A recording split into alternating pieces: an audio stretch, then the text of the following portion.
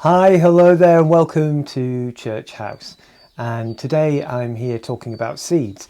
Now, in the last video, I was looking at compost, or some of the compost that we make. I'm not going to use this for seeds because it's too rich. What I'm going to use is a wonderful fibre material from Fertile Fibre, which is just this.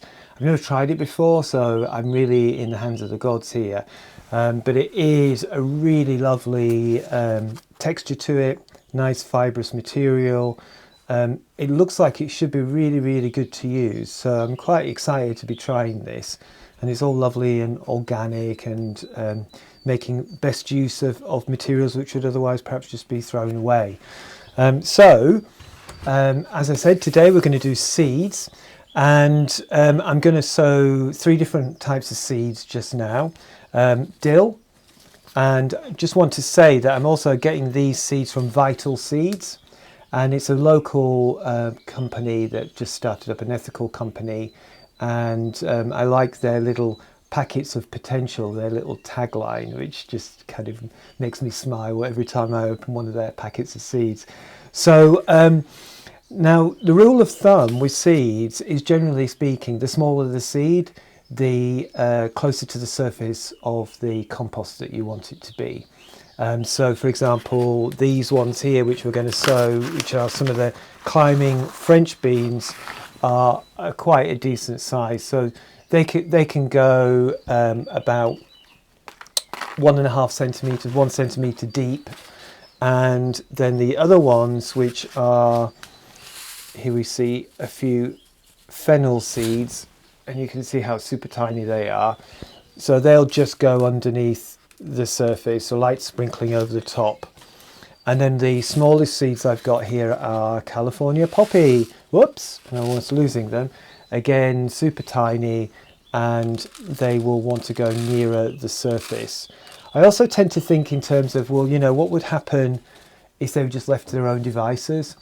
And you know, when I think of California poppies, as you know, I lived in California, and California poppies are just my absolute favorite American flower. And they just drop. They actually, the way the seed explodes out of its pod is actually quite cool, because it opens in 3 different directions at once and kind of springs, so it flings all the seeds just out everywhere.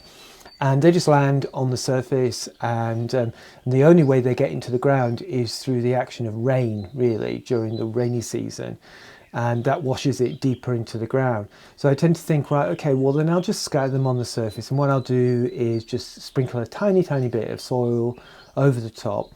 And the trick is to keep them cool enough to begin with, and not let them dry out, because that will just kill the seeds off entirely. So that's the rule of thumb. Now the next thing, and I've got some pots here. Now what I tend to do is use these little, again I think they're core moulded forms, and I only use these for very certain plants. And you can use paper, you can kind of use cardboard, you just roll it up and make the similar shape. You can even buy, I believe, equipment that will press paper cups like this. But what's cool about them is then you're not disturbing the roots, and some plants really don't like their roots being messed about with, and California poppy is one of them. So by putting them into these little pots, it means that at no point am I going to mess about with their roots. Once these get planted in the garden, they'll just decompose, and the roots will just push straight through. And so they're a really great way to start your plants off. Now I've got just 6 in this particular container, and what I really just want to do first off is just put some water over them and just get the soil nice and moist and soaked through. So that's just probably about enough. And then what I do is I always just firm it down. These are for the smaller seeds that we're doing first, so I'm just firming that down using one of the pots I already have. So you're not pushing down too hard, just nice and gently, just so you can feel the resistance of the process. And that's that done. And then what we're going to do is use a few of the California poppies. And I have now got a wet hand. I will dry my hand off by making use of my trousers. And here we go. Let's just get a very few started off. I'm trying not to crowd out the pots too much. So I'm literally putting in about, let me see, 4, 5, 6 in that one. 1, 2, 3, 4 in that. 1, 2, 3, 4, 5. 1, 2, 3, 4, 5. 1, 2, 3, 4, 5. And 1, 2, 3, 4, 5. And there's a couple left over which I'll pop back into the packet and save for later. And then just get a little bit more of the compost. As I said, I'm just sprinkling like the tiniest bit on the top, just enough to just kind of cover them.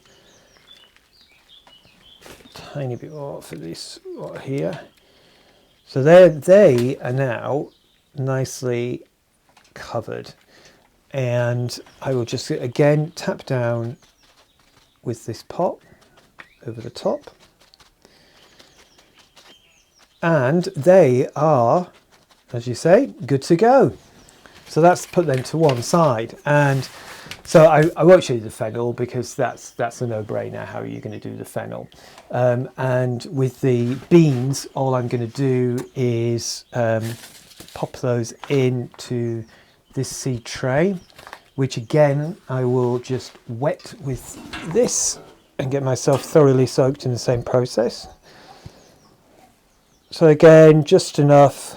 It's kind of good to put it on your lap, because if you feel any water coming through, you know you've kind of a bit overwatered it. So it's just not quite come through. Feel the weight difference and you can tell it's kind of done what it needs to do. You can again just push this down around. You can either use another tray to just push it all down in one go, or just dab it around with a pot, just again give it a little bit of a nice firm feel. And then the seeds. So I'm going to just pop these in. I'm just going to push them in, and I'm pushing them in sideways. I have this thing where with beans I always feel like they need to go in sideways. So I'm not saying it's the best way, and I'm not saying it's the worst way. It's just the way that I do it. And I'm sticking in, I'll do them in a spacing of about 2 centimeters between each one, and that way I know roughly exactly where, well, roughly exactly, I know where they are, more or less. So that'll be it, and then I will just sprinkle over the top about 1 centimeter deep, and then water that off again on the top and just firm it down. And just make sure that they keep damp but not over watered, because you don't want the seeds to rot, and maintain a decent temperature. So just pay attention if you're growing it in your greenhouse or on your windowsill. Just pay attention that it will get very hot if it's in the sun, and it could get quite cold at night, especially in a greenhouse. And in winter and in summer, who cares? It's Dartmoor. It could still be freezing cold in the middle of summer and lovely and warm in the winter. So who knows? Anyway, shouldn't be planting seeds in the winter anyway, really, very much. So that's it, really. I don't know what I'm babbling on about. So that's it for me from Church House right now, and I hope you have a fantastic day, and I hope you get an opportunity to plant some fabulous seeds soon, and I look forward to spending some time with you again soon. So thank you for your time and have a wonderful day. Thank you. Bye-bye.